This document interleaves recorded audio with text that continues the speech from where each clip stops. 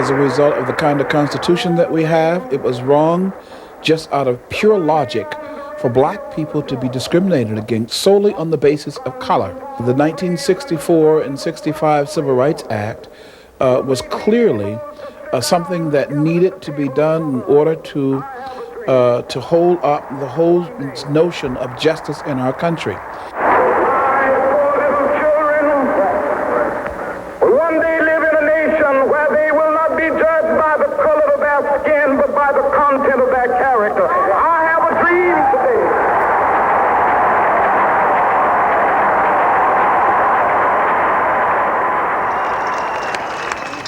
Again, to paraphrase Dr. King, I may not get there with you, but someday we shall enter the promised land where men and women will not be judged by their sexual desires, but by the content of their character. Many failed to notice Mr. Kramer's substitution of the word sexual behavior for skin color, as he misquoted the Reverend Dr. Martin Luther King Jr. on the steps of the U.S. Capitol. Thus began the 1993 March on Washington for lesbian, gay, bisexual, and transgender equal rights. The 1993 March on Washington for lesbian, gay, and bisexual equal rights and liberation comes 30 years after the 63 march that Dr. King immortalized with his I Have a Dream speech. And for us, this is a continuation of that civil rights struggle. Now homosexuals are using not only the language, but they are beginning to insist that the statutes, the laws, all of the advantages gained by civil rights leaders such as Martin Luther King be now applied to homosexuals.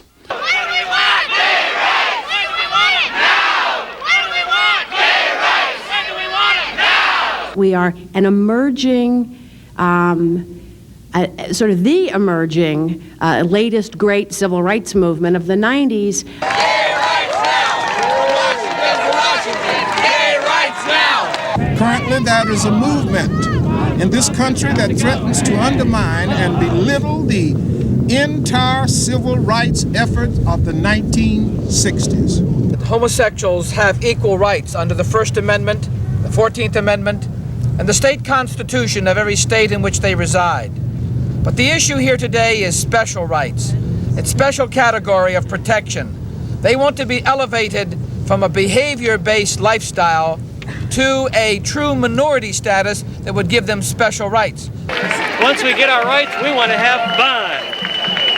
It's an effort by homosexuals and lesbians to promote their lifestyle. They don't want equal treatment. They want to be able to push their ideas, to get acceptance of their lifestyle, and then to get special benefits as a result of it. This Civil Rights Act amendment would completely neutralize the Civil Rights Act of 1964. What it will do is that it will say that anyone with any type of sexual preference, which would include everyone, would be protected under this law. So therefore, there would be no protection for minorities specifically. Our community is at the verge of the bursting point. People are dying and they are prepared to do anything. Very many people have nothing to lose. And if the government does not respond in a positive way, I predict that you're going to see massive disruption in this society.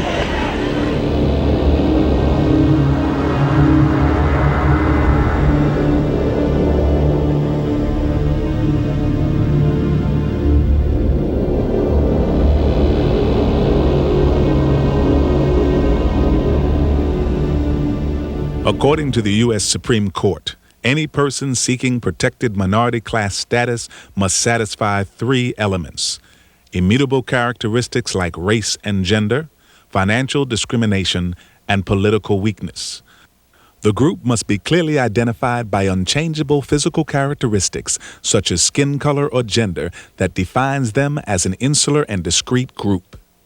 As a white male, I have no rights whatsoever other than what is shared with everybody else. We have granted certain rights to take care of past discrimination, invidious discrimination based on such things as race or on gender. But it seems to me that, again, these are benign characteristics having nothing to do with behavior. Minorities have come in and said, we resent the homosexual community comparing the skin color to that kind of lifestyle. The skin color is not something we could control, but homosexuality is a preference. It is something that can be dealt with, can be controlled. Homosexuality is a lifestyle, and the Hispanic community is an ethnic group. The Hispanic community does not want to be compared with homosexuals. Government has no business putting its stamp of approval on a behavior-based group, let alone elevate it to full minority status.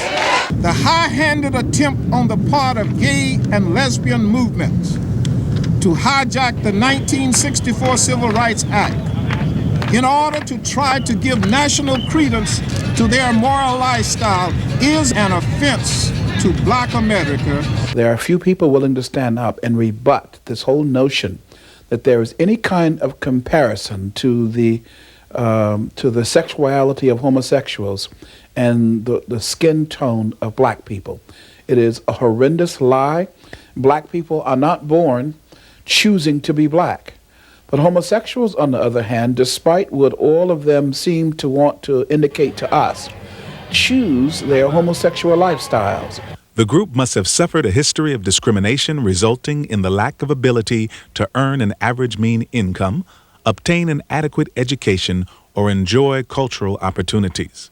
Compare these results of a nationwide survey reported in the Wall Street Journal between homosexuals and African Americans regarding average household incomes, percentage of college graduates, percentage of those holding professional managerial positions, percentage of those who have taken overseas vacations. Have either African Americans or homosexuals ever been denied the right to vote? Ever faced legal segregation? Ever denied access by law to public drinking fountains and restrooms? Ever denied by law access to businesses and restaurants? Their high income, their education, their current status in society compared to the mean or the median income in minority families today. I mean, it's just, there's no comparison. So for them to want protection under this law and to try to further beat down the minorities and further lessen their chances of equal protection and equal chances at jobs, I just think is ludicrous. If you look across America, homosexuals are not in conclaves as homeless people under bridges and in food lines waiting for things. These are high-income people who want to push their agenda. I think that it really flaunts and makes a mockery of other legitimate civil rights that people have worked for years. And to give this kind of recognition is going to undermine all kinds of laws that are already on the books, and it's going to hurt a lot of people that deserve these protections. The group must demonstrate that they are politically powerless. In the 1992 elections, the homosexual community claimed to have donated $3.4 million to Clinton's campaign and supplied many other campaigns with volunteers and contributions, making them one of the most financially powerful political forces today. Their political power was further evidenced by the appointment of militant lesbian activist Roberta Achtenberg as the nation's top fair housing official. The homosexual lobbyists, the homosexual groups in this country are well-funded, well-connected to powerful politicians. Well, we're a powerful voting force now. I think that we have a pretty solid role in the Democratic Party. We have friends in Congress. We have more support on Congress than non-supporters. There are many people that come out repeatedly in the D.C. city government. All of the city council members have come out repeatedly in favor of gay rights. Homosexuality is defined as a behavior by the act of sex with members of the same sex. It does not qualify for minority status classification because behavior or conduct is irrelevant. As recently as 1986, the U.S. Supreme Court Chief Justice Burger ruled in Bowers v. Hartwick that, in constitutional terms, there is no such thing as a fundamental right to commit homosexual sodomy.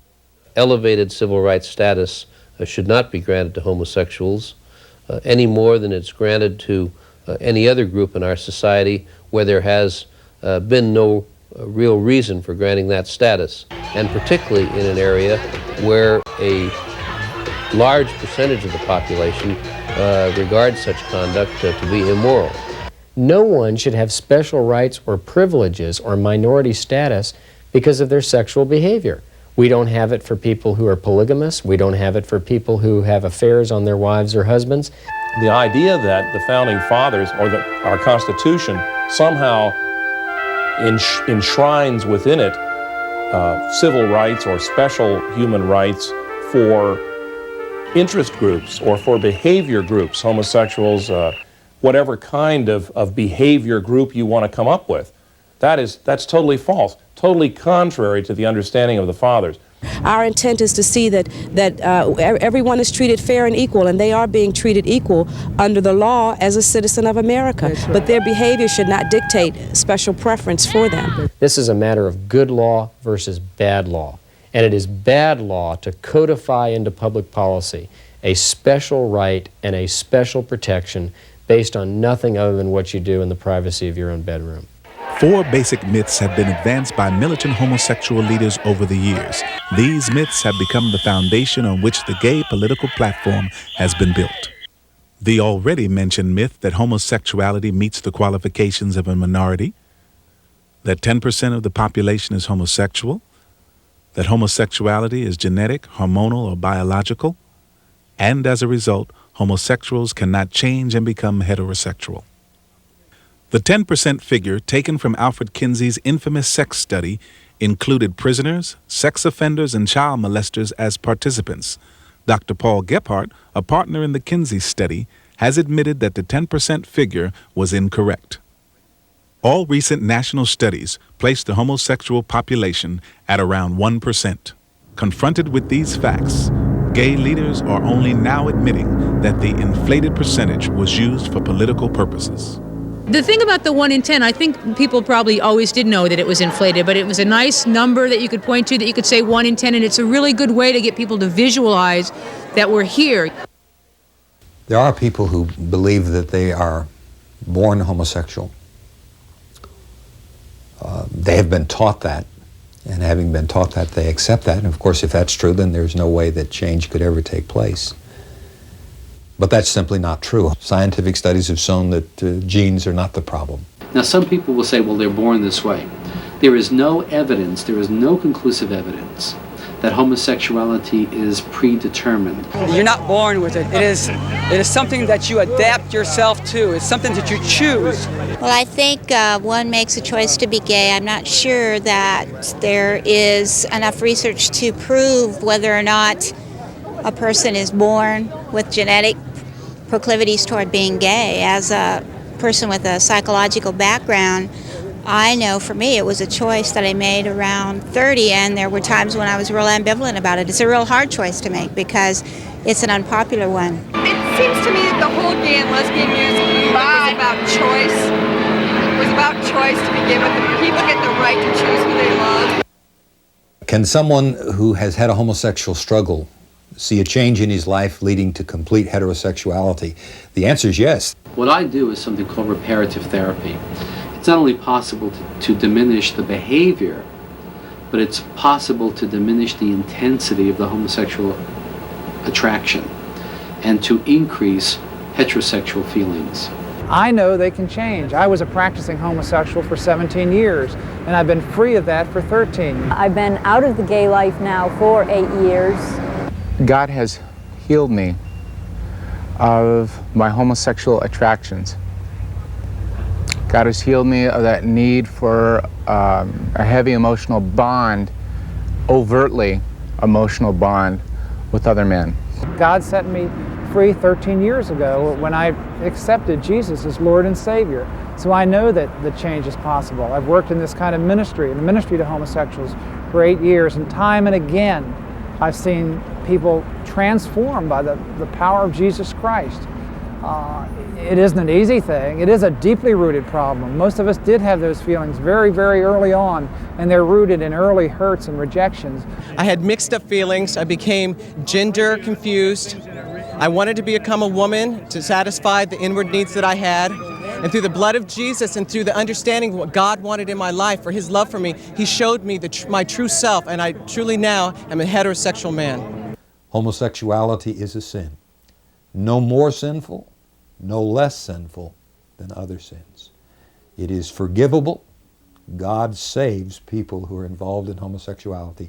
Don't get sucked into the gay agenda. Don't get sucked into the unquestioned assumption that now you have no other choice but to join the gay community. Nonsense.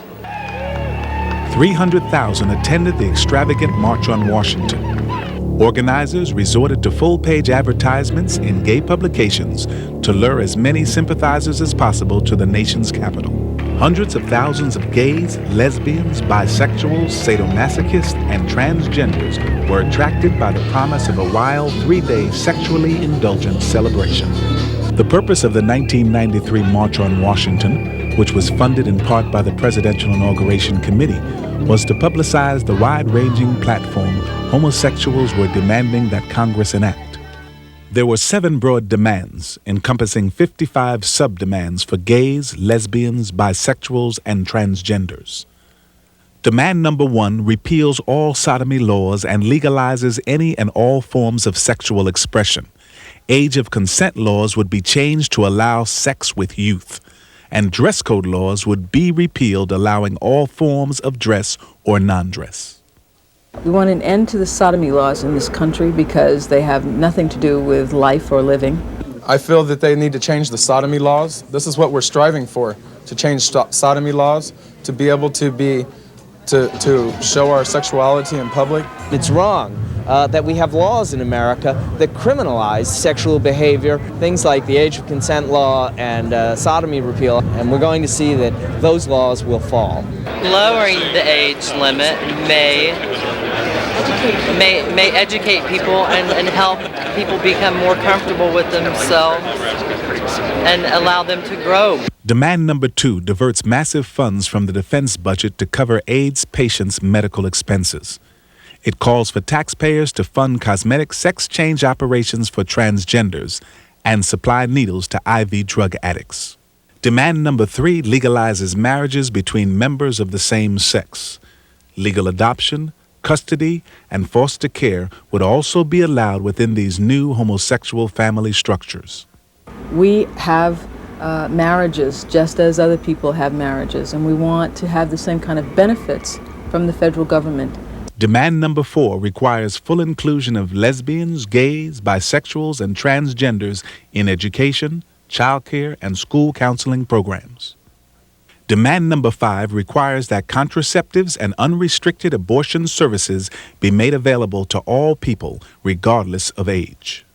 Demand number 6 provides taxpayer funding for artificial insemination of lesbians and bisexuals and forbids religious-based concerns about homosexuality from being expressed. Demand number 7 requires organizations such as the Boy Scouts of America to accept homosexual scoutmasters. When you talk about the strides that have been made in the gay and lesbian community, I mean, it's good news and bad news. I mean, what's ironic is that this terrible, awful disease, which has taken so many of our friends and lovers away from us, has been the same thing that has gelled us together as a community. And I think it's ironic because it's really because of this disease that we've all gathered much more political strength. We've had over 100 co-sponsors of the federal lesbian and gay civil rights bill the last session of Congress, so we have a lot of people that I think we can consider our friends. Kennedy is one of the main forefront people as far as pushing that bill through. We have certainly increased the number of our friends in Congress. We've got more energy, more resources, more people with a much higher level of optimism. We've got to keep moving people into office on every level. We cannot step back for a minute. We've got to keep our constituents not for a minute believing that now is the time to lay back. Now is not the time to lay back. We got to move our agenda while we've got a window of opportunity. We've had some big legislative successes over the last few years, including the passage of the Hate Crime Statistics Act and the Americans with Disabilities Act. And we believe it's time to pass a federal lesbian and gay civil rights bill. We all know we're going to see an executive order, see a civil rights bill in the very near future. We're here to demonstrate that the queer community in the United States is united, and we're going to do everything that we can in order to make sure that we get the legislative power that we deserve. The government does not respond. We are going to make the government respond. If they keep with us, then maybe we're going to have to start throwing bombs to make them stop. We're young, we're queer, we're gonna rule the world. We're These guys are on the move. They're not only staying with the military and the Supreme Court and the House and the Senate, but they're coming into the states and they're trying to put in laws at the city level, at the community level, at the county level, at the state level. And make no mistake about it, we will not stop until we have achieved our freedom, our justice, and our pursuit of happiness.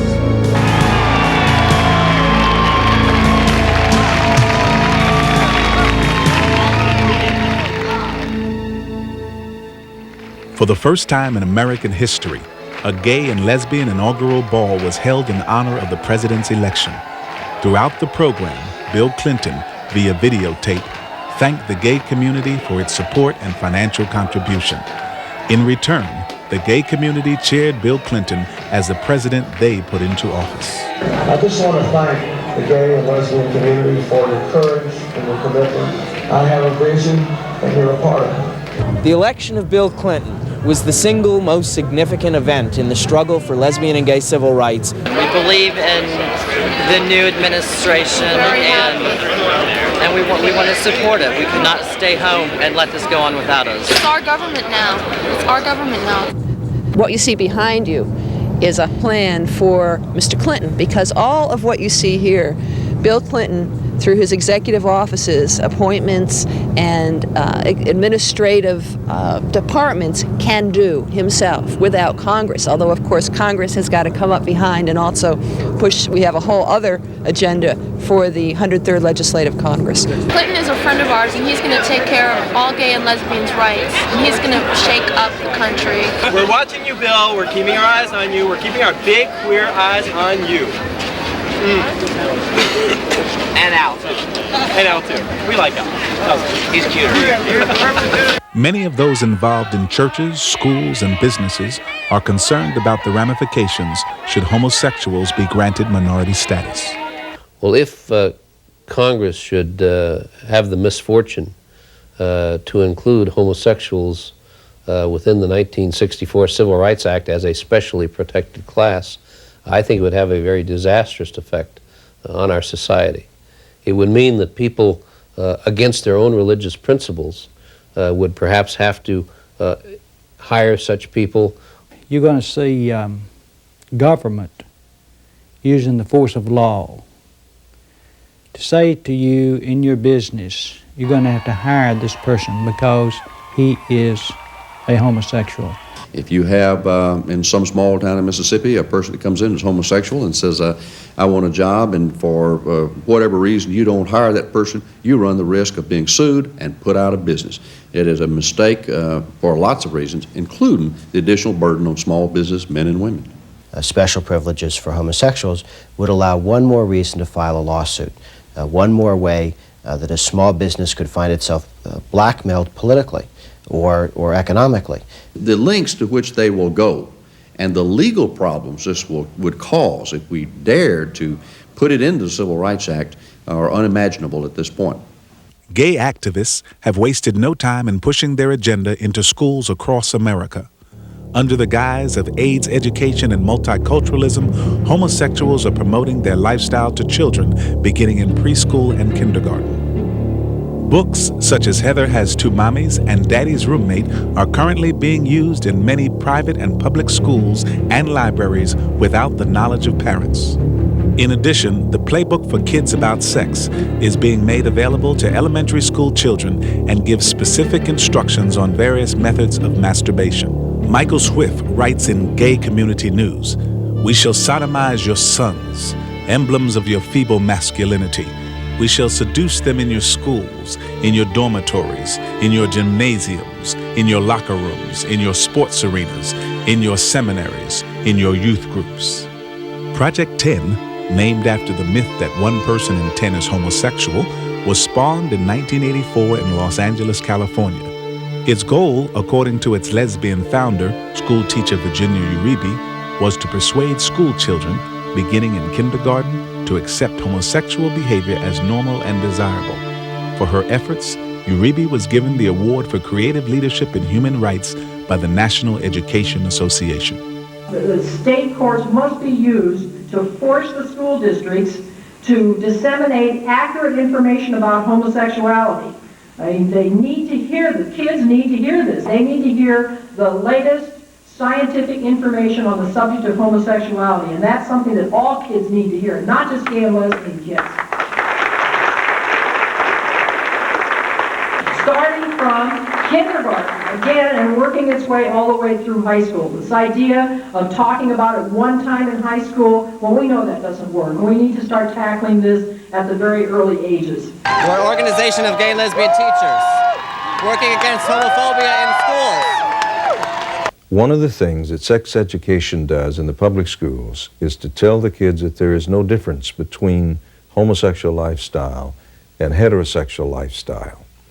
The aim of that is basically to break down any type of what they would call prejudice against the homosexual lifestyle.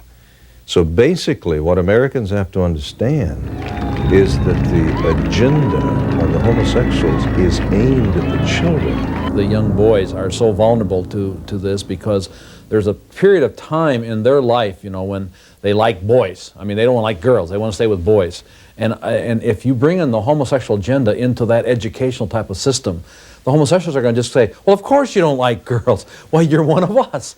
And it is a serious, serious matter. I mean, people don't realize that we're going to lose thousands and thousands and thousands of good heterosexuals to the homosexual revolution. As a school board member, I'm extremely concerned that the homosexual activists across the United States are trying to use public schools and tax dollars to promote their agenda.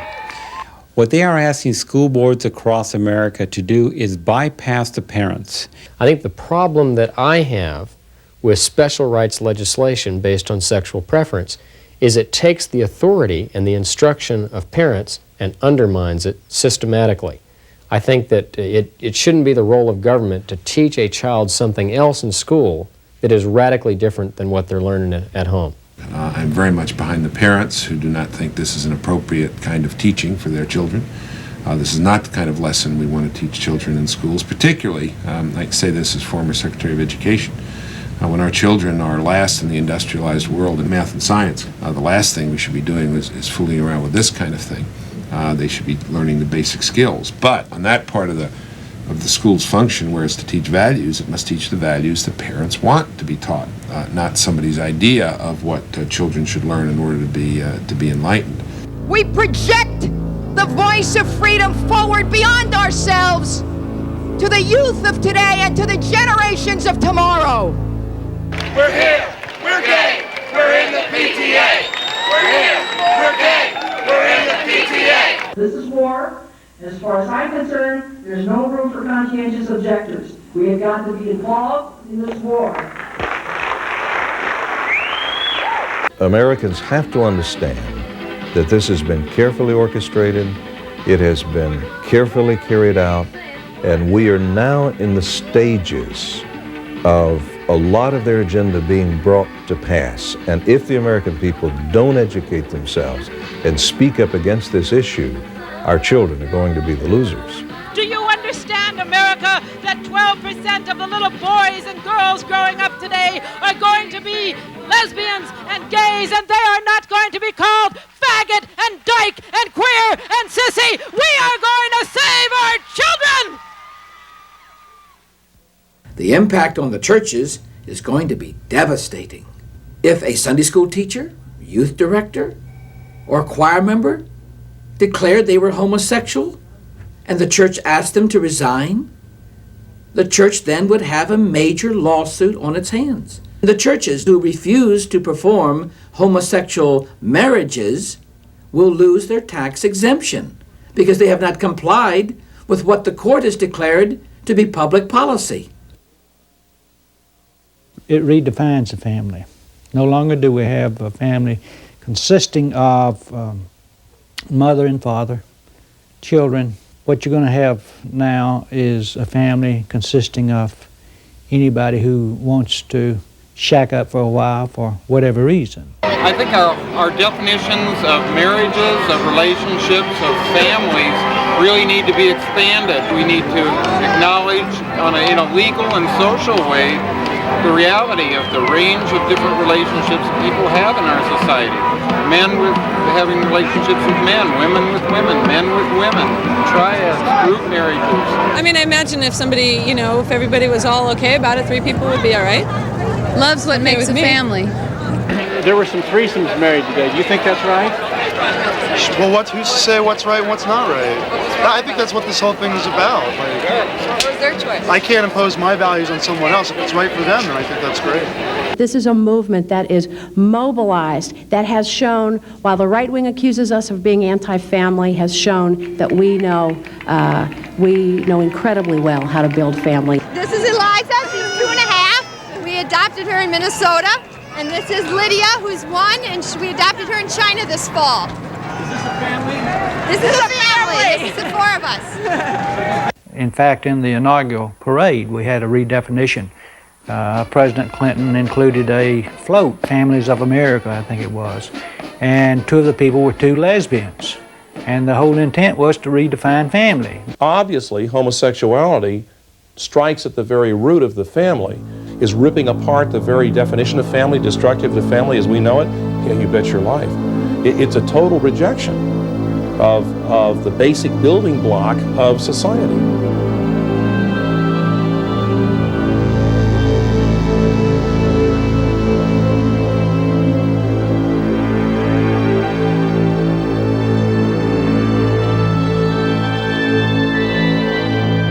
Due to the media's support of the homosexual agenda, the average American has been kept from learning about the dark realities entrenched in the homosexual lifestyle. While not all homosexuals are involved in these excesses, freedom to practice all extremes without restraints are firmly incorporated into the gay political platform. To most people, when they think about homosexuals, as pictured in most of the media, it's 2 guys, 2 young guys, 2 middle-aged guys, who simply have very deep affection for each other. They want to be partners through life, help each other financially, and so on. The national media does not tell us anything about the abhorrent lifestyle of these people. Homosexuality tends to be very compulsive, whether it's at an emotional level or emotional and sexual or just plain sexual level.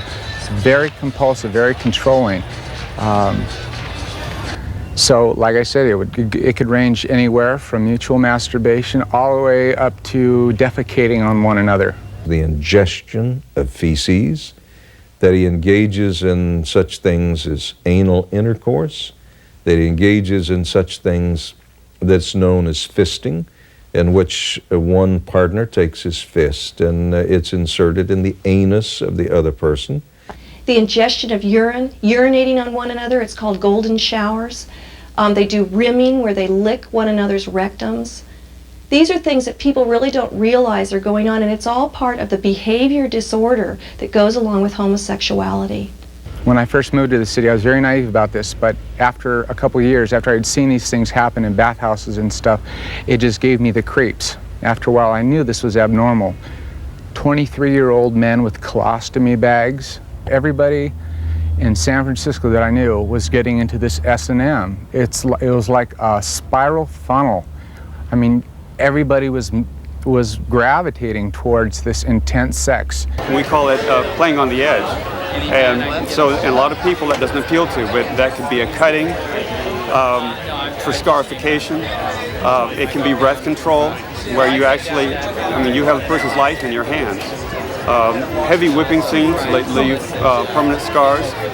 So and that is a very normal, extreme end of SM. We use rope, we use chains, we use whips, just like the people sort of make jokes about, but we use them in ways that bring people closer together rather than move people further apart. I am into heavy play with whips, crops. I like electricity.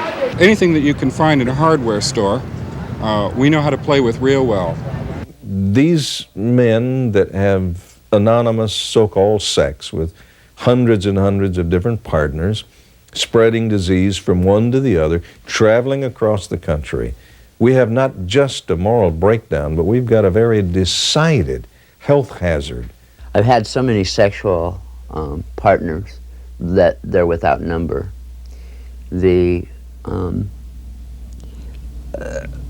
At one point, I know that one night I had at least 50 different partners in one night. I was more normal as opposed to an exception to the rule. According to the British Journal of Sexual Medicine, homosexuals are 18 times more likely than heterosexuals to have sex with an underage person. In Riverside, California, outraged parents are concerned about the well-being of their children here at this public park where homosexuals openly practice sex acts in broad daylight. The average is between 100 and 150 men a day that walk down this bike path one at a time, wearing different clothing according to their sexual perversion, and they take the dirt paths off into the brush, they meet one another, and they do their sexual perversions right there in the open. They're in there for an average of 15 to 20 minutes, then they come out one at a time, walk into the park with the children. I've seen them talking with the children. I've seen them approach children. If it was a heterosexual problem, it would be taken care of and it wouldn't be permitted.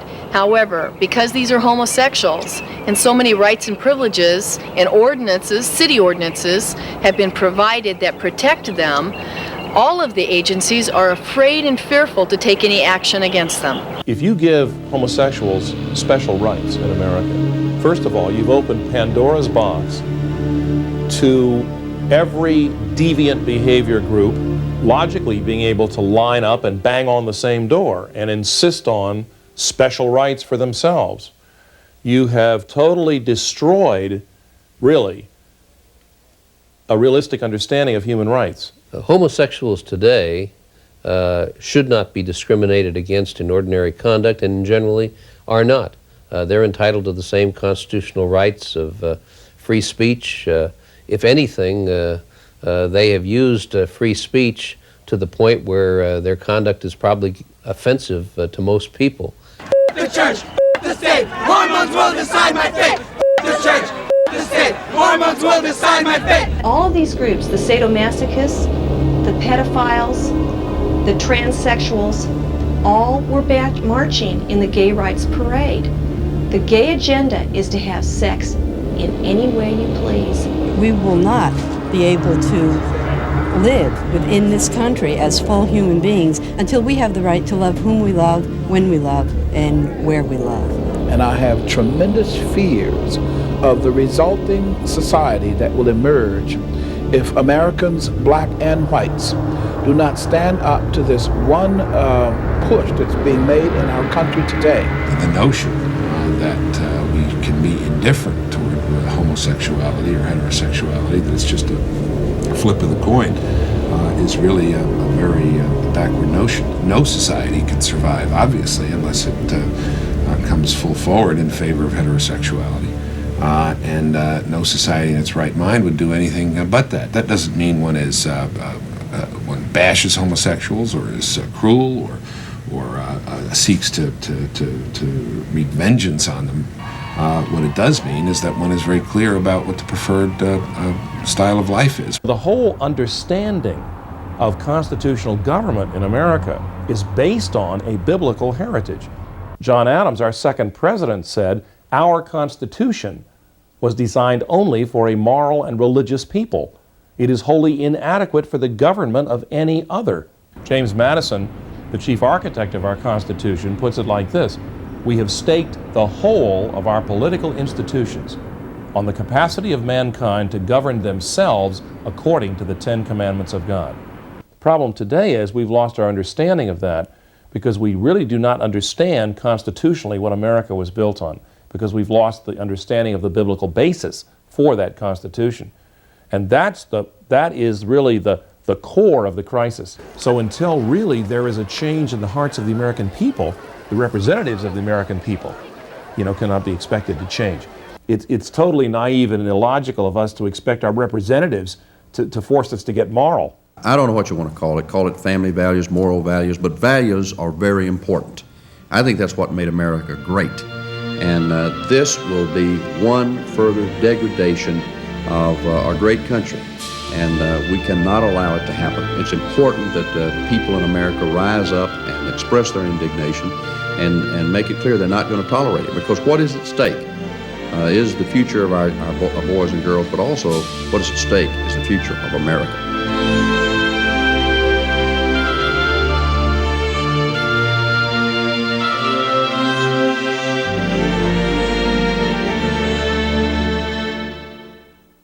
I didn't have a strong sense of a male role model in my life. My school years were basically hell on earth. From the age of about 5 years old till a senior in high school, I can best describe my upbringing as being one of insecurity. I was the butt of most people's jokes in school growing up. When I was a kid, I was very much a tomboy. I got made fun of a lot. I was teased by my peers a lot. I used to take ballet lessons and all sorts of things when I was a little girl, up to the age of about 4. And at that point I was sexually violated by a teenage boy. When I went through puberty, the longings for male love and the genuine need for male attention that I had inside, which I feel is common to boys and girls growing up, became sexualized. My mind correlated femininity with abuse or violation, and therefore I was to reject anything that put me at risk. And so I promoted more activities in my life that were more masculine. And I was very attracted to the masculine sort of lifestyle of being in the military and wearing a uniform and that sort of thing. So I joined the Army at 18. And sure enough, my whole company was full of lesbians. From the captain on down to privates, I mean, there was lots of lesbians. And that's when I had my first lesbian lover. My last year in high school, I invested in dating 3 boys at one time and tried to fit the norm, but it just didn't fit. I didn't have it in me. There was no real connection emotionally with the men. And then at that point, my first year in college, I decided that I was a lesbian, I was gay. I was doomed from the first time I walked into a gay bar. There was such a magnetic pull, such a drive to go in there, I don't think I could have turned back even if I had wanted to. And because I wasn't raised with any Christian influence in my life, I didn't have a big standard of moral values, of what was right and what was wrong. And when I went into the gay bar, I really found people that I felt I could be comfortable with, people that I was just like. No longer was I the misfit. Went from one lover to the next, looking for the perfect lover. I really wanted to find somebody I could spend the rest of my life with and sort of emulate, heterosexuality as far as marriage and getting a house together and settling down. That was really my heart's desire. And I just really wanted to be loved. I wanted to find someone that would stay with me and be with me for the rest of my life. And however, in the midst of all this, I did have some conviction that homosexuality perhaps wasn't God's will. I had actually read it in the Bible one time and it really horrified me. The thought that I might not go to heaven really horrified me. And because I was willing to do whatever I needed to find love and acceptance, I was willing to become a drag queen. And really for the last 4 years of my homosexuality, I was involved in the world of female impersonation. A very good friend of mine who was still in the Navy at that time, the Naval Investigative Service had gone through the barracks on one of their searches for drugs and they'd found her diary. And in her diary she talked about her lover. Well, they called her in and they questioned her and she admitted that she was indeed a lesbian, and so they decided they were going to discharge her as a lesbian. 2 or 3 weeks before that, we had gone to the first gay and lesbian march in Washington, D.C. And I had spent 3 days listening to people talking about gay rights, and I had gotten really pumped up from that. So my idea was we're going to go on base, and I was going to throw this Molotov cocktail at the Naval Investigative Service building just to make a show of things, just to show them that we were angry, that someone was mad at them. Well, as it turned out, we went on base and things got really carried away, and we ended up burning down the Naval Investigative Service building. I was discovering how lonely I was, always looking for Mr. Right to come along on a white horse to sweep me off my feet.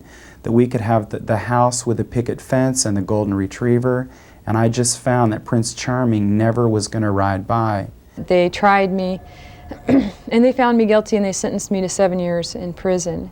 And during the whole proceedings, the court proceedings and everything, in my heart I felt maybe this is a blessing in disguise, because I knew my life was fairly well out of control. I said, what I really, really need, God, whoever you are, is to be loved unconditionally. I have this big, huge hole in my life and I need that filled. I had a Bible and I was looking at it, and I opened it up one day and it was like the words came alive to me. It was like a veil was torn from my eyes, and I totally understood that this was indeed the Word of God and that it was true. And if it was true that being a lesbian was wrong, it was sinful, and I wasn't going to go to heaven, I was going to go to hell. So I got down beside my bed there in prison, I gave my heart and life to Jesus Christ. And up to this point in the gay community that I was involved in, it was completely unheard of that homosexuality was something that could be changed, because we all had been completely convinced it was something we were born with.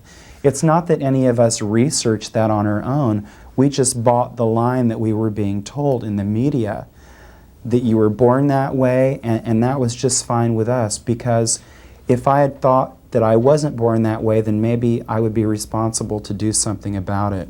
I thought I was born gay because it had always been like that for me. It always felt different.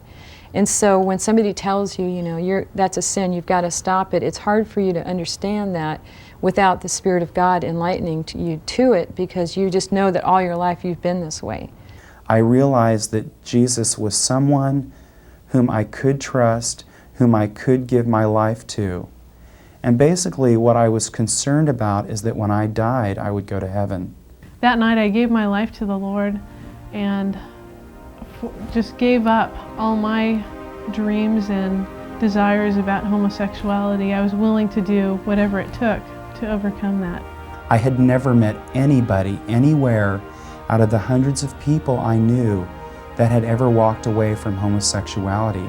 But I decided that I could trust God a lot more than I could trust what the media was telling me, what my gay psychologist was telling me, and God's truth was burned deep within my heart.